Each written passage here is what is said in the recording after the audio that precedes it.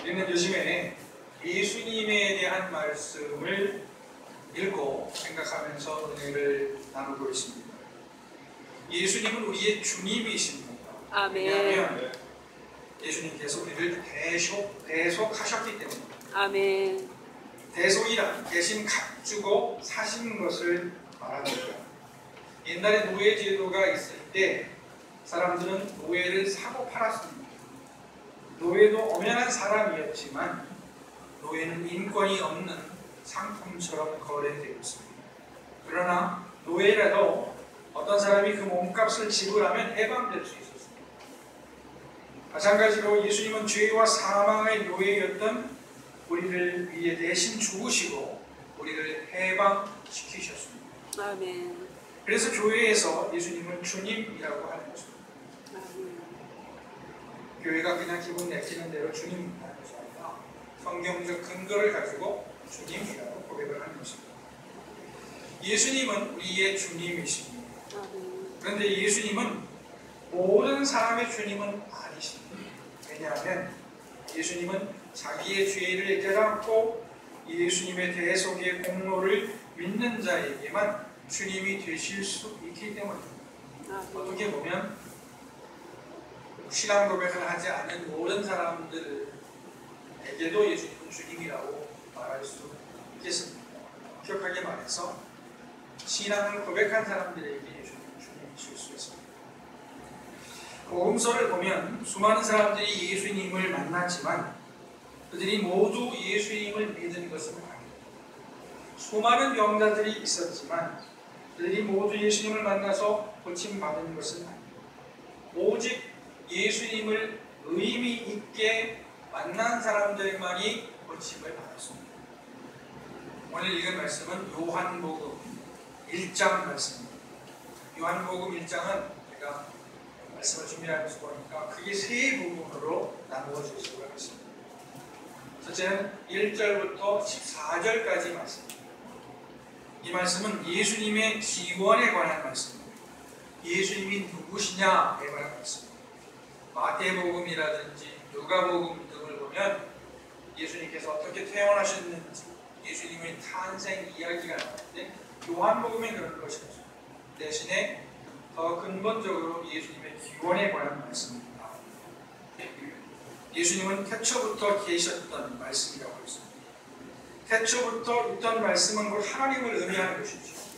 그런데 예수님이 그 말씀이라는 것은 예수님이 하나님과 같은 신성을 가진 분이라는 뜻입니다.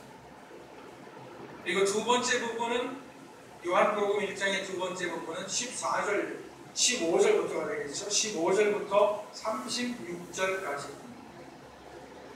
여기서는 세례 요한이 예수님을 하나님의 아들이라고 증언한 말씀입니다. 요한은 예수님을 보고 하나님의 아들이라고 했고 자기보다 먼저 계신 분이다 라고 했습니다. 30절 말씀에 보면 예수님이 나보다 앞선 것은 나보다 먼저 계셨기 때문이다 라고 했습니다. 사실 세례 요한은 예수님보다 6개월 먼저 태어난 사람이죠. 요즘에 우리나라 사람들은 항상 전통적으로 나이에 매우 민감해서 한 살 차이가 나도 형 해야 되죠. 애기들 몇 살 이야기다. 사실 세례 요한은 예수님보다 형이었습니다. 근데 세례 요한은 예수님을 보면서 뭐라고 했냐면 예수님이 나보다 앞서신다. 왜냐하면 먼저 계시기 때문이다 했습니다. 그것은 바로 예수님께서 태초부터 말씀으로 계셨던 분이다 하는 뜻입니다. 그리고 오늘 읽은 말씀 요한복음 1장 37절부터 51절 말씀까지는 어떻게 예수님의 제자들이 생겼는지에 관한 말씀입니다.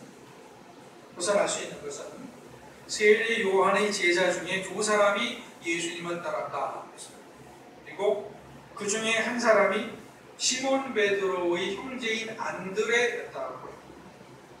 그리고 안드레가 시몬 베드로를 예수님께 데리고 와서 베드로가 예수님의 제자가 되었다고 했습니다.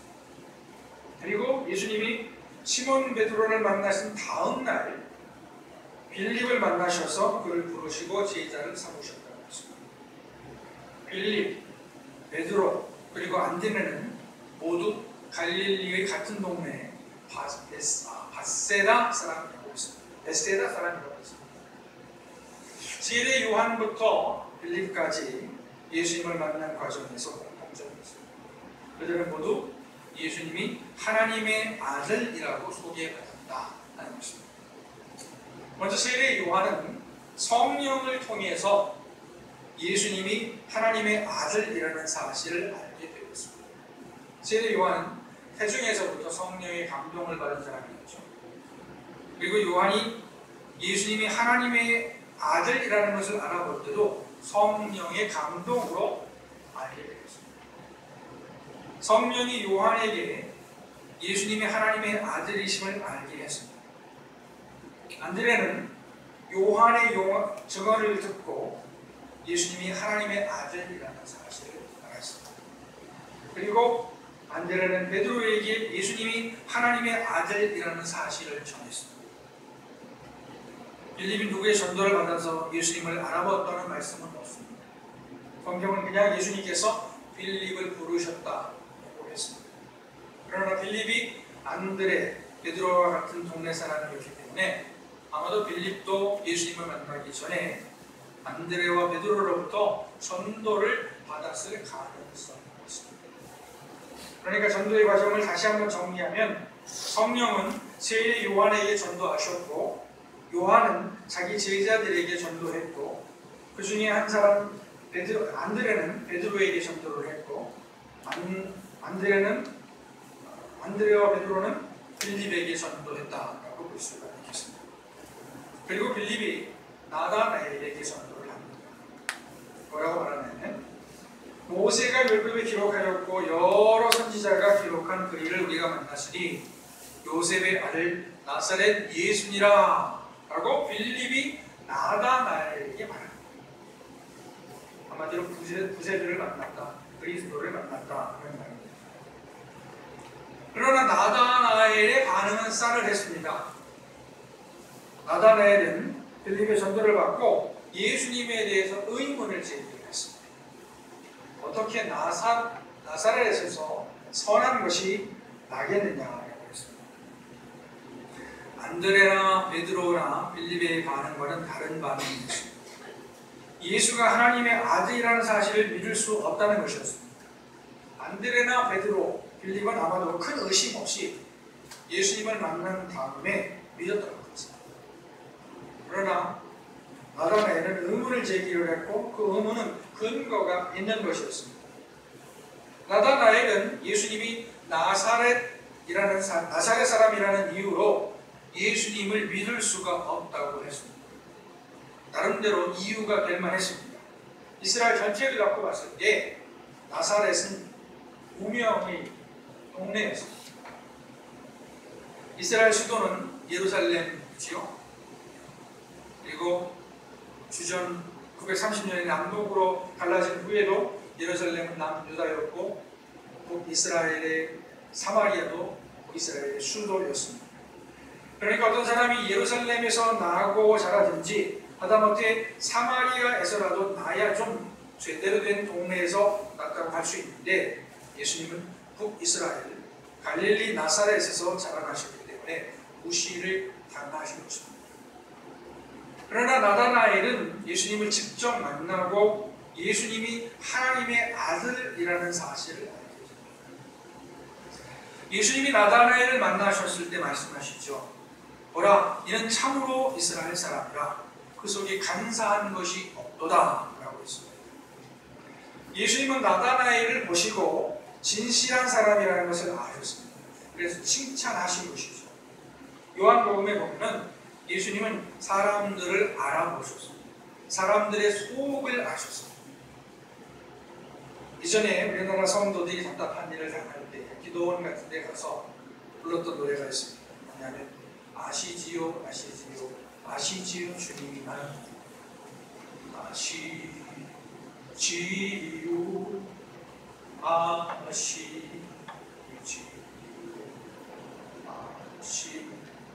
아시지요 주의 하면서 우리 성도들이 많이 노래했습니다. 성경은 바로 예수님께서 우리를 아신다라고 말씀하십니다.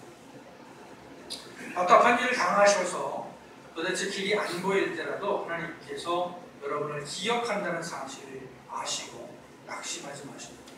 아멘. 기도하셔서 하나님 응답을 받으시기 바랍니다. 아멘. 하나님으로부터 내가 너를 기억하고 있다는 음성을 들으시기 바랍니다. 아멘.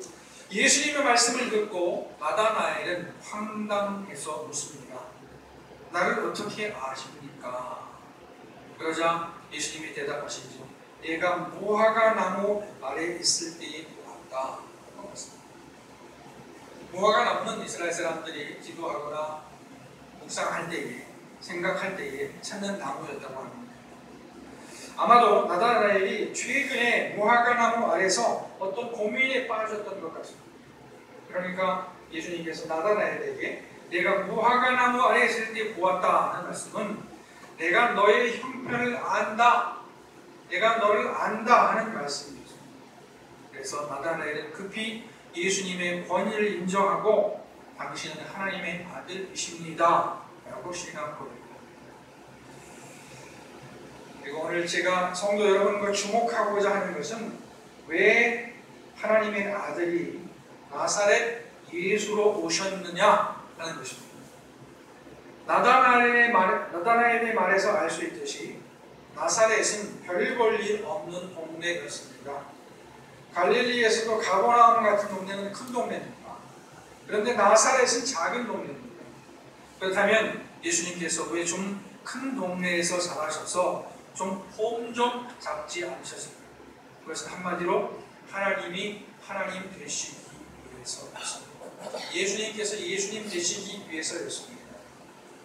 하나님은 자기가 하나님 되시기 위해서 보잘것없는 사람들을 들어 사용하십니다. 예를 들어서 모세는 이스라엘의 가장 위대한 지도자였습니다. 구약시대의 가장 위대한 지도자였습니다. 하나님과 버금가는 사람이었습니다. 이스라엘이 만난 하나님은 모세를 통해서 만난 하나님이었습니다. 그러나 모세의 출생 이야기를 들어보면 모세는 한 연약한 인간이었습니다. 모세가 태어날 때 바로는 이스라엘 남자 아기들을 모두 죽이려고 했습니다. 그러나 모세의 어머니가 차마 아들을 죽이지 못해서 갈대 상자에 넣어서 나일강에 떠내려 보냈고, 바로의 공주가 모세를 발견해서 극적으로 살아나게 되었습니다. 그렇게 태어난 모세가 이스라엘을 구원하는 위대한 지도자가 되었습니다. 이 일은 인간의 기대와 상식에서 어긋난다는 이야기였습니다.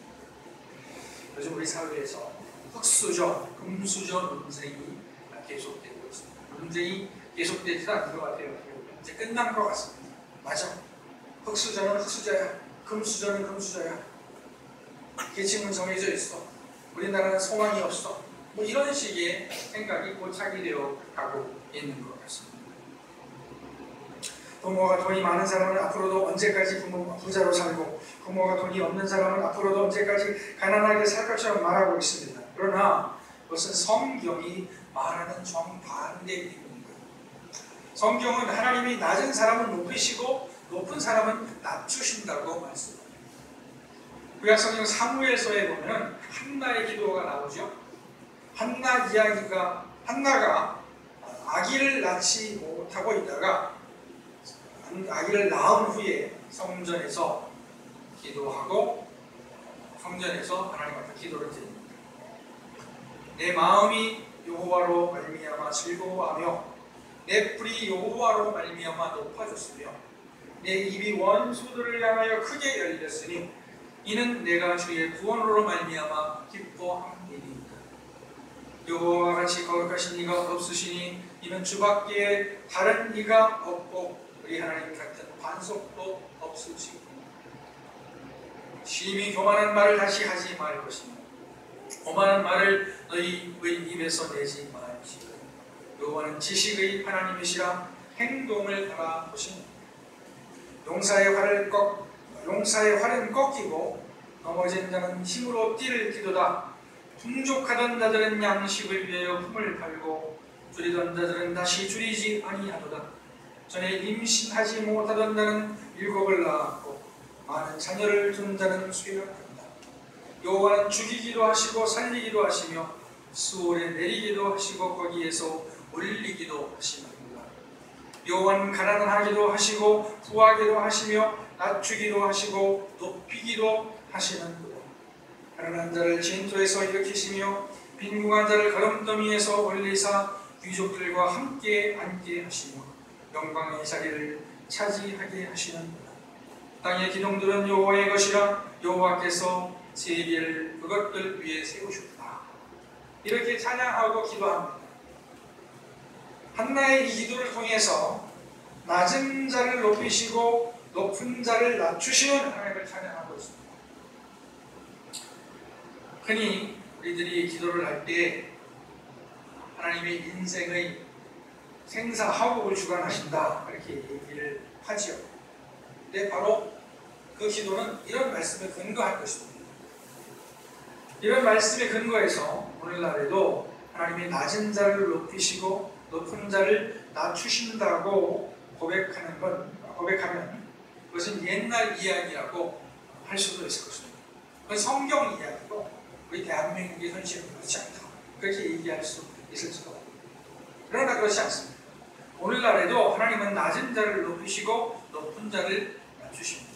하나님이 살아계시는 한 그렇습니다. 물론 이 말씀을 기계적으로 적용시킬 수는 없을 것입니다. 그러나 이 말씀을 통해서 우리는 하나님이 이 세상을 다스리신다는 사실을 알아야 하는 것입니다. 하나님은 예수님을 보내실 때 낮은 곳으로 일부러 보내셨습니다. 예수님은 가난한 목수의 아들로 태어났습니다. 태어나실 때 있을 것이 없어서 구유에 놓여졌습니다. 구유는 동물의 염을 통입니다. 가장 낮은 것을 상징합니다. 예수님은 스스로 말씀하시기를 여우도 굴이 있고 새도 거처가 있지만 자기는 머리 둘 것도 없다라고 말씀하셨습니다. 이 말씀에서 예수님의 인간적인 면이 나타나기도 합니다. 즉 고생하는 한 인간 예수가 따뜻한 안식처에서 쉬고 싶어하는 모습이 엿보이기도 합니다. 그러나 어쨌거나 예수님은 자기 고백같이 안락한 삶을 살지 않으셨습니다.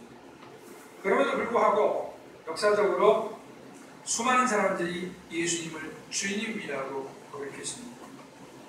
그리고 지금 세상의 시간은 예수님을 기준으로 해서 돌아가고 있습니다. 탈북자 이야기를 들으니까 탈북자가 탈북하게 된 계기가 있더라고요. 어렸을 때부터 라디오를 들었어요. 남한 라디오, KBS 방송을 듣고 어떤 방송을 들었어요. 이렇게 되면 이제 아버지가 몰래 듣는 거를 아기가 한 9살 된 아기가 듣다가 아버지가 이제 나가시면 자기도 몰래 듣는 거예요. 그러다가 남한 얘기를 많이 듣고 너무 신기하고 경경심이 그러다가 의문을 갖게 되었어요. 자기 나라에서 거기에 주체라고 쓰잖아요. 주체면요이라고 적고 그 다음에 가로하고 이제 서기 주후를 쓰지 않습니까? 저게 뭐냐라고 아버지한테 물으니까 아버지가 설명을 해줘요. 저거는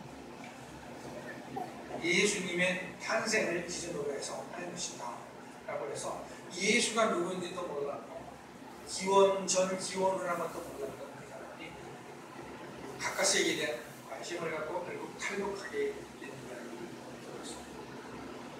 2018년 누구를 기준으로 합니까? 예수님을 기준으로 하고 있습니다. 예수님은 안락한 삶을 살지 않으셨지만 예수님은 세상의 기준이 되셨습니다. 나다나엘이 나사렛에서 무슨 선한 것이 나겠냐고 했지만 그것은 인간적인 생각일 뿐이었습니다. 인간적으로 볼 때 나사렛에서 선한 것이 나면 안 됐을지 몰라도 하나님은 오히려 그런 인간의 생각에 도전하셨습니다. 하나님은 인간적 생각을 뒤집으셨습니다. 예수님은 하나님의 아들로 이 땅에 오셨습니다. 예수님은 태어나실 때부터 부활하실 때까지 하나님의 아들이셨습니다. 그러나 예수님은 평생 낮은 곳에 계셨습니다.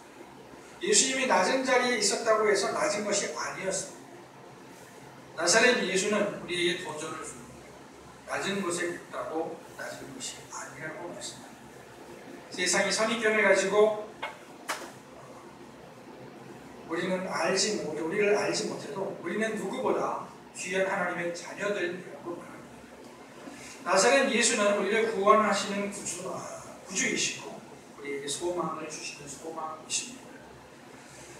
나다나엘은 나사렛에서 무슨 선한 것이 나겠느냐고 말했지만 베드로는 나사렛 예수 이름으로 성전 미문에 앉았던 자기를 일으켰습니다.